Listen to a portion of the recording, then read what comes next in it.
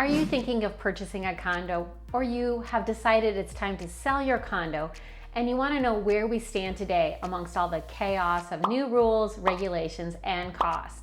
Well, today we're going to dive into all sorts of things and we're going to clear out all this condo chaos. We're also going to talk about alternatives to condo lifestyle, but with the same or similar turnkey lifestyle with lower costs and less rules and more flexibility. So stick around for that. Now, over the last few years, we have been crazy, and condo buyers and sellers were subject to a lot of scrutiny and uncertainty. Luckily, the dust has settled, and what is emerging are standards and guidelines that should reassure all past, present, and future condo buyers and sellers. Recently, there have been noticeable increases to homeowner association fees. Now, while some of these hikes are quite significant, others may be a little less pronounced. The reason behind this is rooted in some very necessary changes in reserves and also insurance costs.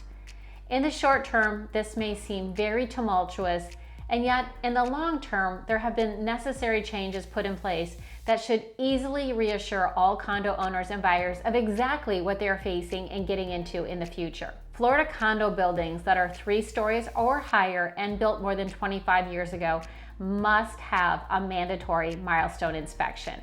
Now, all phase 1 inspections are required to be completed by the end of 2024.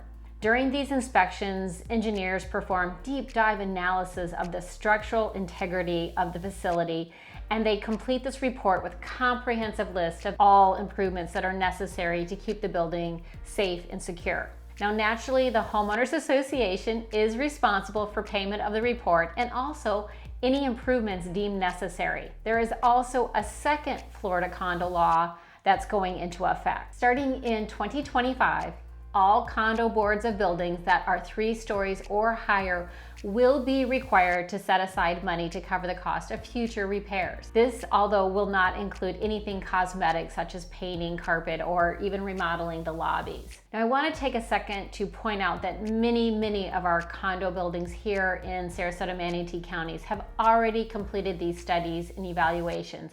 And also, although it is required for buildings 3 stories and higher, I know many 2-story condo buildings that have gone ahead and completed these home inspections and also a reserve analysis.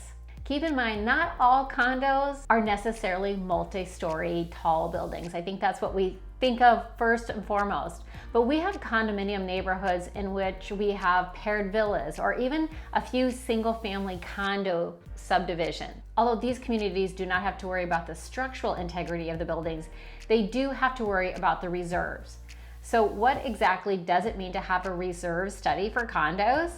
All condo boards have annual budgets, just like we do. They naturally have day-to-day expenses and regular budgets that they take into consideration. And then they have those items that will be considered deferred maintenance. In the past, the board could choose to include a line item for capital expenditures such as re-roofing or painting or the exterior of the building. Before, they did not have to have a reserve in place. With today's new law, boards will be required to have a fully funded reserve. They must complete a reserve study, which will provide a long-term analysis for major components of complexes and also estimated repairs. It's easy to use roofing, for example, in this situation. So if a condo complex is needing a new roof in the next 10 years and the cost is going to be $200,000, they must then put in their annual budget to include $20,000 a year into the reserves line item. Keep in mind, this is the case for each and every improvement. So if a roof is needed to be replaced in 10 years, they need to have that. But if the exterior lighting is going to be replaced in 3 years, if the pool is going to be made improvements in 5 years, these are all items that they have to assess. So the reserve amount is based on all of these improvements. Inevitably, since we have the reserve study completed, many buildings probably had a shortage for these improvements. And so in the past 12 months, we've seen a lot of special assessments and a large increase in HOA fees. So you might ask yourself, well, why weren't these buildings assessing for this knowing that this is going to come down the pike? Well, no one wants to see higher fees. And so when buildings are newer, for instance, one key factor in getting people to buy in is always low HOA fees. What ends up happening is the second or third owner starts to inherit some of these increases in assessments for improvements. The nice thing now, and why I think this is going to help so many people, is condo buyers are going to know exactly what is out on the table. They know what the improvements are coming in the next 3, 5, 10 years. Hopefully this will cut out a lot of chaos, uncertainty, and fear of higher assessments and fees when buying into a condo building.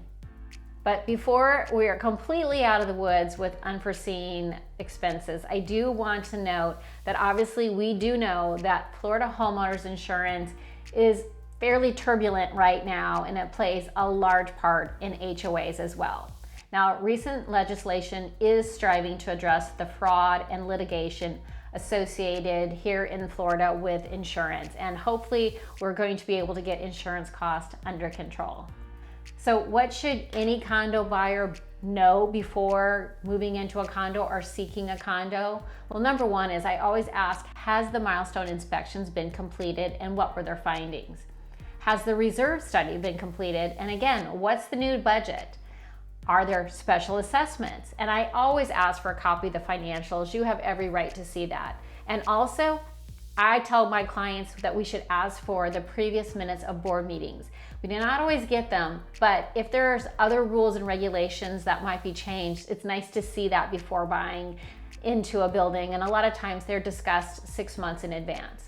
So if you're not sure though, if a condo is exactly what you're looking for, because there are higher fees and a little less privacy, there are alternatives. And some of the best alternatives to condos, in my opinion, are townhomes. There's a lot of townhome communities throughout Sarasota and Manatee counties. For instance, David Weekly Homes built out Payne Park townhomes and is currently building out at Waterside at Lakewood Ranch. These are multi-story units. Just like condos that have elevators, these multi-story townhomes have elevators, so you don't have to worry about stairs. They also have a community feel and have shared amenities. One big difference though is the cost of HOAs. They're much, much lower in a townhome than in a condo. Now, if you just still love the thought of condo life, but would like to see it probably in a single family alternative, well, I recently toured a new community called Hunters Point, and Hunters Point is located in Bradenton, right before the Cortez Bridge going over to Bradenton Beach. This is such an ideal location, and this is a whole new concept here, because this is a net zero community, which is the first one in Florida. The net zero energy buildings is so optimal for energy efficiency over the course of a year, as it generates energy on site using clean, renewable resources in a quantity equal to or greater than the energy consumed. So you don't have to worry about losing power. You don't have to worry about high energy cost. You don't have to worry about those utility bills coming in the summer of hundreds of dollars. So this is ideal. And even better, for those of you looking for a second home or investment property, there's no rental restrictions in this neighborhood. Now, this is an 82 home gated neighborhood, and all homes on the perimeter have the option for boat docks, as it is located on a canal with very easy access to the intercoastal.